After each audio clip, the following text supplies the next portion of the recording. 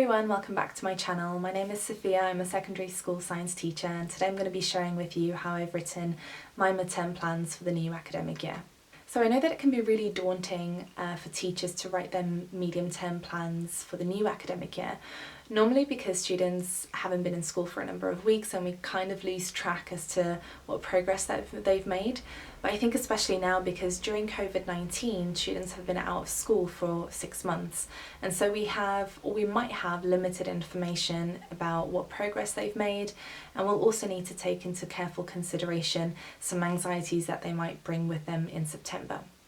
So I know that some of you who are new to teaching might not have been able to finish your teacher training in the best way because you were impacted by shortening that training, and so that end of the academic year might have been a little bit strange, and so you might need a bit of support in putting these medium-term plans together. So I'm hoping that this video will give you that support, but obviously feel free to leave some comments down below if you've got any other questions that I might not have covered. So to give you guys a little bit of context, I teach in a secondary school in London. I teach science, all sciences, so biology, chemistry and physics up to GCSE, so up to the age of 16, and I teach biology to A-level students. Now, the school that I work with, they've got students from all different backgrounds and different abilities, so really when I'm thinking about writing my midterm plans, I have to consider catering and differentiating for lots of different abilities. In terms of planning, my subject department has actually already done all of the long-term planning for me. I've got a curriculum plan that details all of the different topics that I'm going to be teaching to the different year groups, so I can just use that information and write my medium-term plans from that. Now, if that's not something that you have access to, I would just encourage you to email the head of your subject department to ask for that information ahead of time. That might be because you're new to the school or you might be starting a new job at a particular school, so feel free to get that information beforehand if you don't have it already. So with the long-term planning out of the way, my school is also in a really good position that we've already done our short-term planning to the best of our abilities. So if you're new to that term, essentially what that means is, have you planned a lesson or a short number of lessons? So that short-term planning for me and for my school means the schemes of work. So that's all done digitally. We've got folders for all of the units, all of the topics that we have to teach, and in those folders we've got a number of lessons that topic has. So for example, I'm teaching ecosystems to year 8. I go into the folder of ecosystems and I will have the number of lessons in folders. So then I just click on, say there are 6 folders, I click on each folder and it will have a PowerPoint, worksheets and lesson resources for me to use to teach that lesson. So with the short-term planning, all I really need to do are minor tweaks and alterations, and those tweaks and alterations should ideally be done a few days before I have to teach that lesson, because I should be using information from the lessons I'm teaching to inform that short-term planning. And if this is something that's new to you, please don't worry too much about informed planning. I'll try to touch on that a little bit later in some of my videos in the future, but just a quick snapshot, it just essentially means that as you're teaching a lesson, any formative assessment that you're doing in the lesson should then inform the next lesson that you're teaching. And by informing, it just means it might tweak a question that you ask, a piece of work, a piece of, a task that you might set, or how you set that task. It might be in the form of a plenary, it might be in the form of a homework that you set, so it could be a minor tweak, or it can be something where you push back your whole medium-term plan to include a new lesson to address a misconception or to address an area that students are finding a little bit tricky to grasp. So really, with the long-term planning being done by my school in terms of a curriculum plan and the short-term planning being done in the forms of schemes of work, my particular focus as a teacher is in writing the medium-term plan. Now, this hasn't been done for every single teacher because it varies. So why it might vary is a multitude of reasons. I think the first reason is we all teach in a different way. So if I grab the scheme of work and I say there are 6 lessons here, but for my particular way of teaching, I quite like to do project-based learning. So I can see that there's a lesson here that would be really suited to project-based learning. So I will want to be able to spend 2 or 3 lessons on that. So in total, I'm going to have 8 to 9 lessons on that topic instead of 6. The other reason could be because the way that those lessons are taught sequentially might not make sense to you. You might want to teach lesson 3 before you teach lesson 1 because you're seeing a link there that you think is pertinent to your way of teaching. So you can feel free to rearrange that sequence of lessons in your medium-term plan to suit you or your students. Another reason, one that is really, really pertinent to me, is the number of lessons that you are going to be teaching a particular class. Now, in my school, I share classes most of the time with other teachers, so we share topics. And so what that means is I might not see them for every science lesson that they have.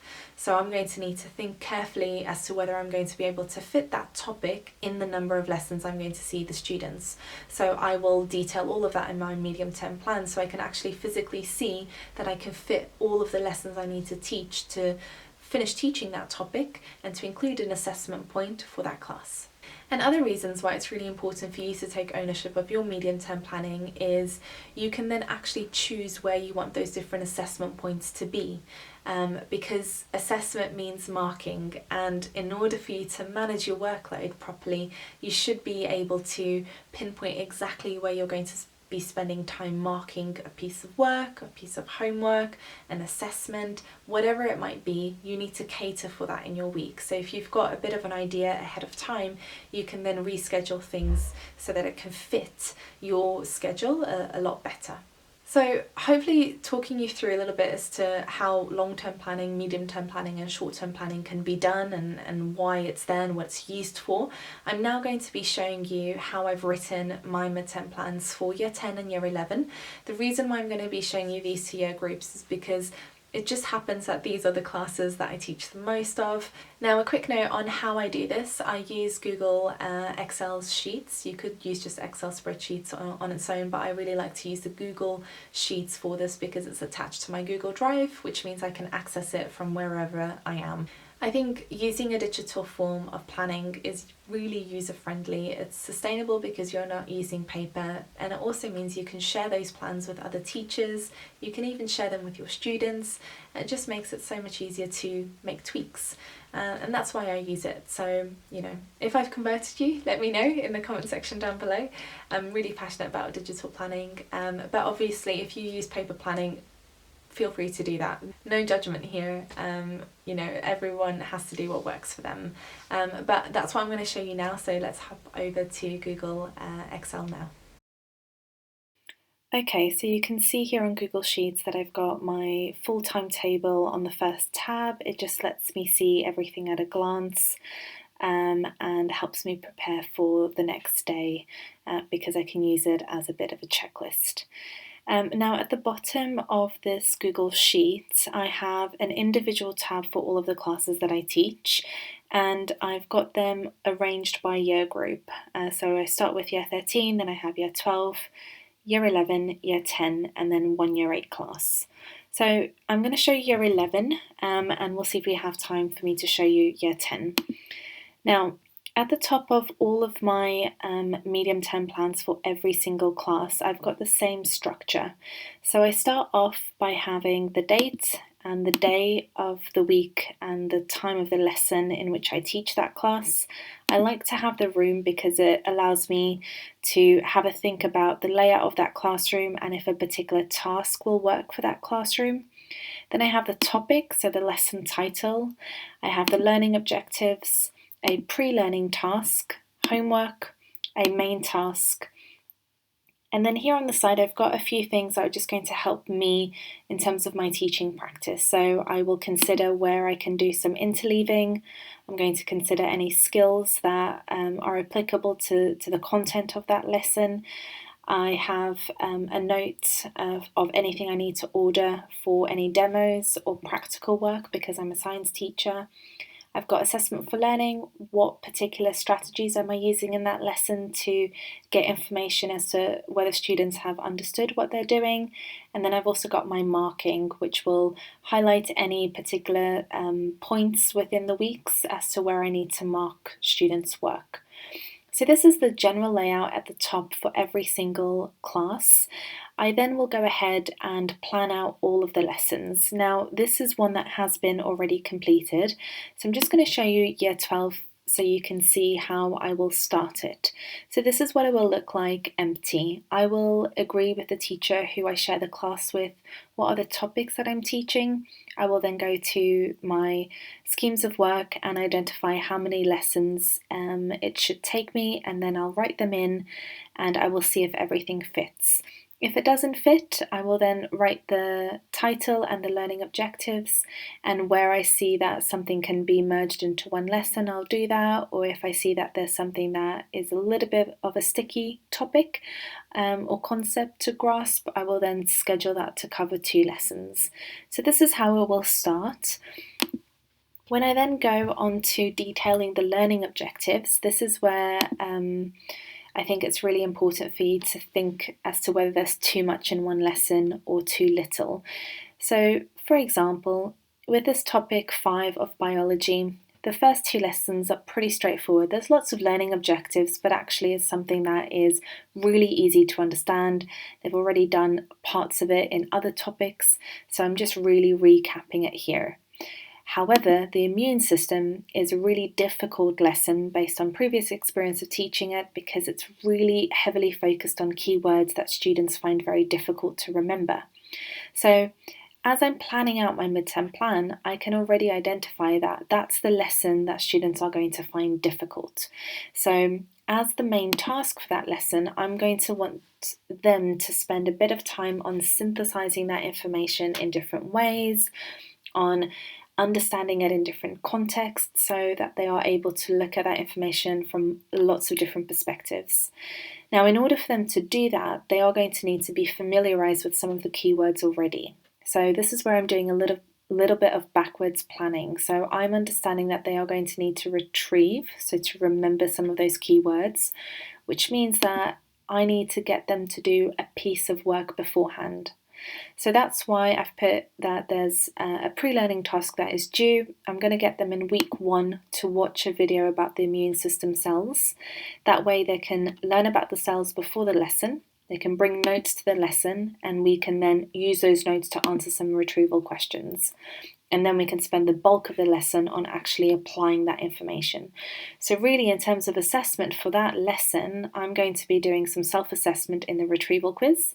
I'm going to be circulating the room, giving feedback, looking at people's work, and I'm going to be doing targeted questioning, so checking for particular students' understanding based on that retrieval self-assessment piece of work.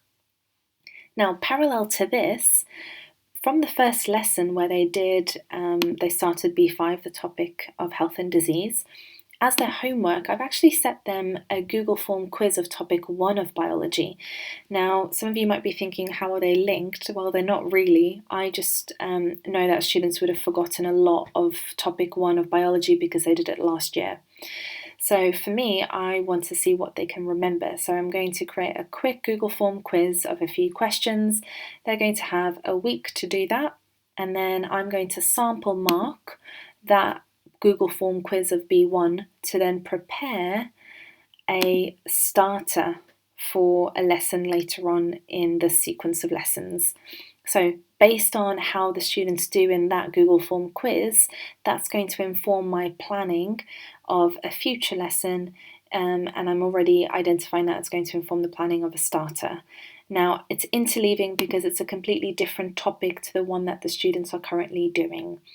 So I will look at the sort of backwards planning model where I identify particular points that students are going to find difficult. I'll then see what they need to do in the week before or the 2 weeks before, and then I'll sort of think about what I will need to mark and how I'm going to assess their work in that way. Now, this is a sequence of lessons that I'm teaching to all of my year 11 classes, so all 3.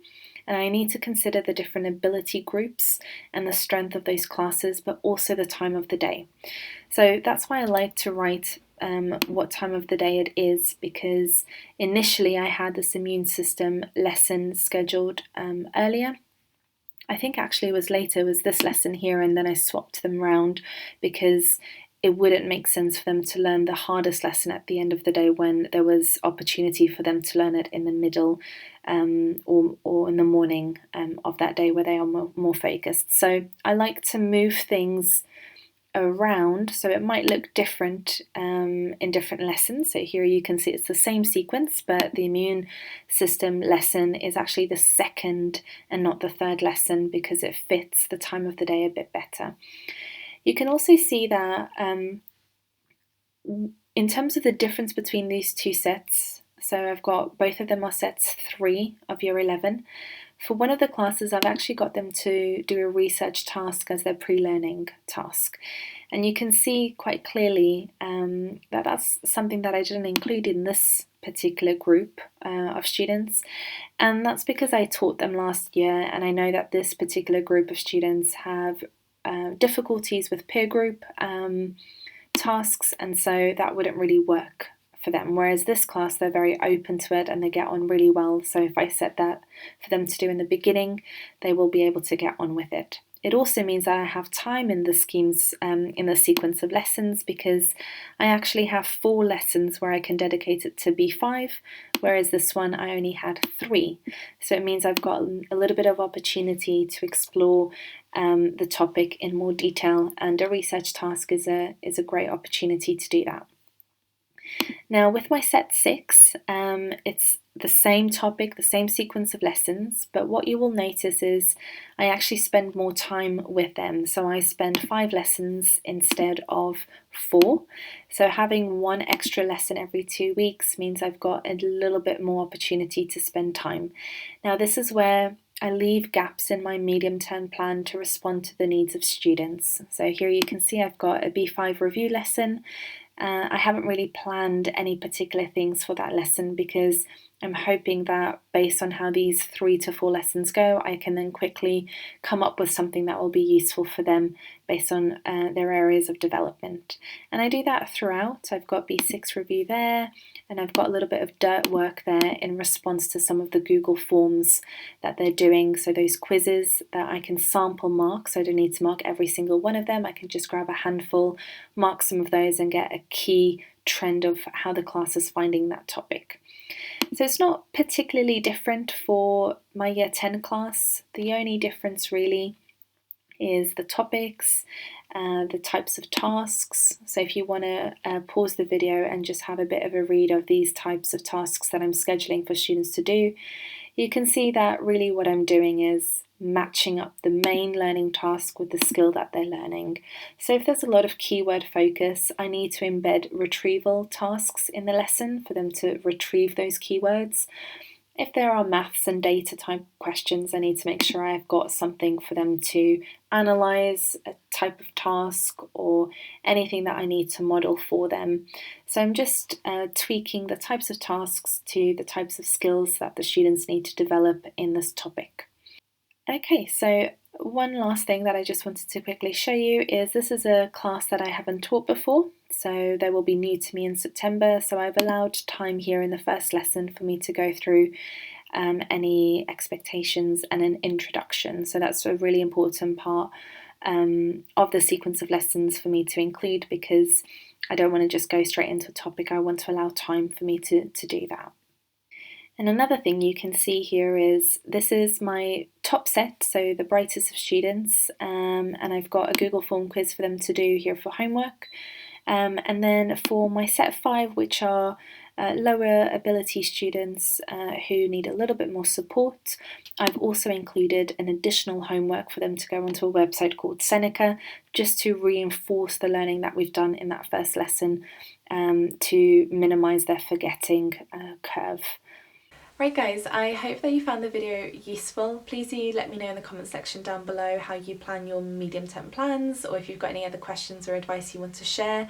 I would love your support, so make sure that you are subscribed to the channel and that you give this video a thumbs up so that it can be easily shared with other people as well. You can also follow me on Instagram if you don't know that I'm there. I also share some other tips and advice and things that are going on behind the scenes in my teaching life. So I'd love to see you there as well. Now I hope you have a beautiful and joyous day wherever you are, and I will see you very soon in another video. Take care, bye!